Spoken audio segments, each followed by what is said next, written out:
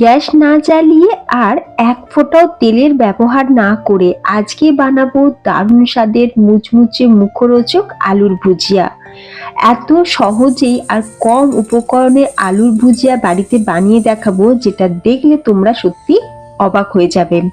তেল ছাড়া deep fry না করেই এইভাবে আলু ভুজিয়া একবার বানিয়ে খেয়ে দেখো, খেতে কিন্তু ভীষণ ভালো লাগবে। আর এইভাবে বানিয়ে তোমরা কিন্তু অনেক দিন স্টোর করেও রাখতে পারবে, নরম হয়ে যাওয়ার কোনো সম্ভাবনাই থাকবে না। চায়ের সাথে খেতে লাগবে ভীষণই মজার। নমস্কার, বেঙ্গলি পাকশালায় তোমাদের সকলকে স্বাগত জানিয়ে আজকে ভিডিও শুরু করছি। প্রথমেই যেটা করব, আমরা আলুটা সিদ্ধ করে নেব। গ্যাস না জ্বালিয়ে মাত্র 5 মিনিটেই আলু সিদ্ধ করব। তার জন্য এখানে আমি নিয়েছি 4টে আলু, এরকম মিডিয়াম সাইজের আলু নিয়েছি। এখন আলুটার গায়েতে একটা কাঁটা চামচের সাহায্যে একটু করে ছিদ্র করে দিচ্ছি, তাতে করে খুব সুন্দরভাবে সিদ্ধও হবে।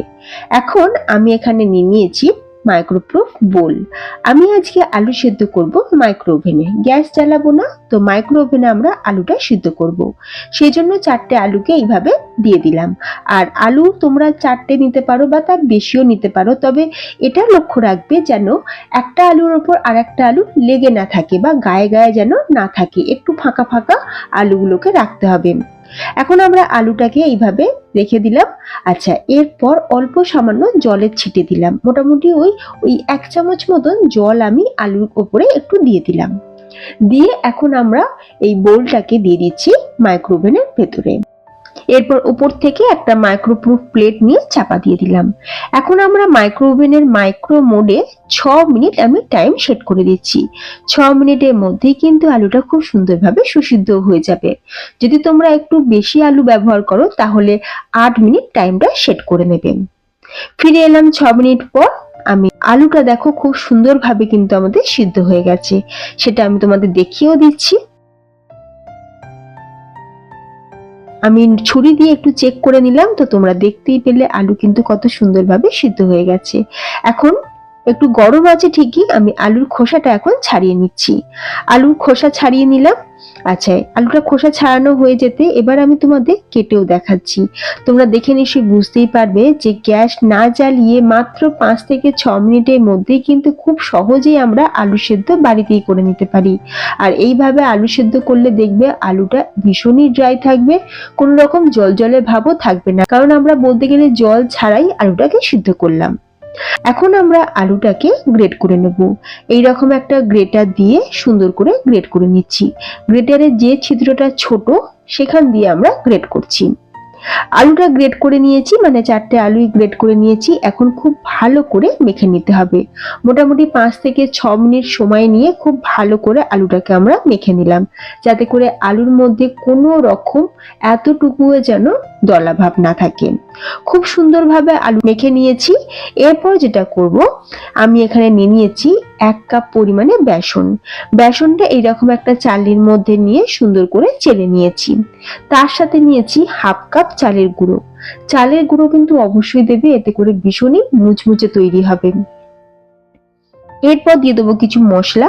1/2 চামচ হলুদ গুঁড়ো, 1 চামচ কাশ্মীরি লাল লঙ্কার গুঁড়ো, 1 চামচ ধনের গুঁড়ো, 1 চামচ আমচুর পাউডার, স্বাদ অনুযায়ী লবণ। সবকিছু শুকনো উপকরণ আমরা বেসন আর ওই চাল গুঁড়োর সাথে খুব ভালো করে মিক্স করে নিলাম। এরপর আমরা খুব ভালো করে এখন মেখে নেব। হাত দিয়ে একটু ভালো করে মেখে নিতে হবে, যেহেতু আলুর মধ্যে ময়েশ্চার রয়েছে, তাই প্রথমে আমরা কিন্তু জল ছাড়াই খুব সুন্দর করে মেখে নেব।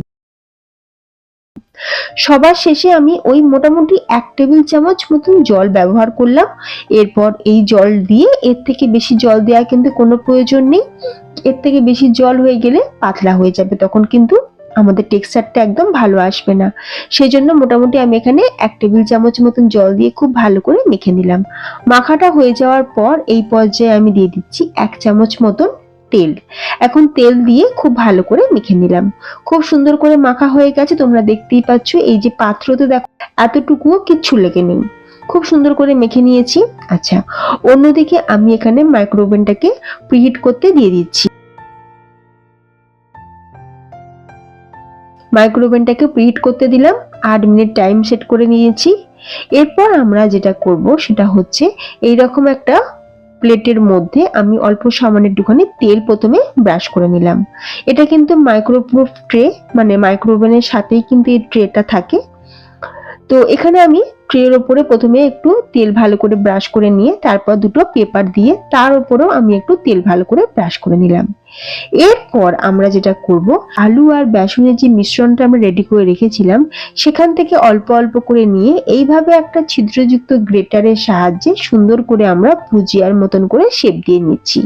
হাতের মধ্যে নিয়ে এইভাবে একটুখানি ওপর থেকে নিচের দিকে প্রেস করলেই দেখবে খুব সুন্দর করে ভুজিয়ার মতন শেপ হচ্ছে। কোনো রকম মোল্ড লাগবে না, খুব সহজে বাড়িতে যে গ্রেটার ব্যবহার করি আমরা, মানে ছোট ছিদ্রযুক্ত যে গ্রেটারটা ব্যবহার করি সেটা দিয়ে কিন্তু খুব সহজেই আমাদের ভুজিয়াটা রেডি হয়ে যাবে। এখানে একটা ছোট্ট কথা বলে রাখি, এক ব্যাচ আলু ভুজিয়া হয়ে যাওয়ার পর আমরা কিন্তু গ্রেটারটাকে একবার ধুয়ে নেব, তারপরে আমরা আবার গ্রেট করব। তাতে করে দেখবে গ্রেটারটা খুব সুন্দরভাবে স্মুথ থাকবে, গ্রেটারের মধ্যে লেগেও যাবে না, খুব সুন্দরভাবে কিন্তু আমাদের আলু ভুজিয়াটা তৈরি হবে। এরপর আমরা প্লেটটাকে মাইক্রোওভেনের মধ্যে দিয়ে দিচ্ছি। কনভেকশন মোডে 150 ডিগ্রি টেম্পারেচারে আমি এটাকে 10 মিনিটের জন্য সেট করলাম টাইমটা। 10 মিনিটের মধ্যেই খুব সুন্দরভাবে কিন্তু আমাদের রেডি হয়ে গেছে আলুর ভুজিয়া। এক ফোঁটাও তেলের ব্যবহার না করে, কোনো রকম ডিপ ফ্রাই না করে, একদম স্বাস্থ্যকর হেলদি ভাবে আজকে বানালাম আলুর ভুজিয়া। একই রকম ভাবে আমি 3-4টে ব্যাচ কিন্তু এইভাবেই ভেজে নেব। তো তৈরি আমাদের দারুণ মুচমুচে মুখরোচক আলুর ভুজিয়া। বিভিন্ন রকম মশলা দিয়েছি বলে এই আলু ভুজিয়ার টেস্ট কিন্তু ভীষণ ভালো। তেল ছাড়াই একদম হেলদি ভাবে আর খুব সহজ ভাবে বানিয়ে দেখানোর চেষ্টা করলাম আলুর ভুজিয়া। তো ফ্রেন্ডস, তোমাদের কেমন লাগলো আজকের এই হেলদি আলু ভুজিয়া রেসিপি অবশ্যই কমেন্টে জানিও। ভালো লাগলে তোমরাও বাড়িতে ট্রাই করো আর তোমাদের বন্ধু বান্ধবের মধ্যে শেয়ার করে দিও ভিডিওটা, যাতে তারাও একদম হেলদি ভাবে আলু ভুজিয়া খুব সহজেই বাড়িতে বানিয়ে নিতে পারেন। তাহলে ফ্রেন্ডস, আজকের মতন ভিডিওটা এখানেই শেষ করলাম। ধন্যবাদ।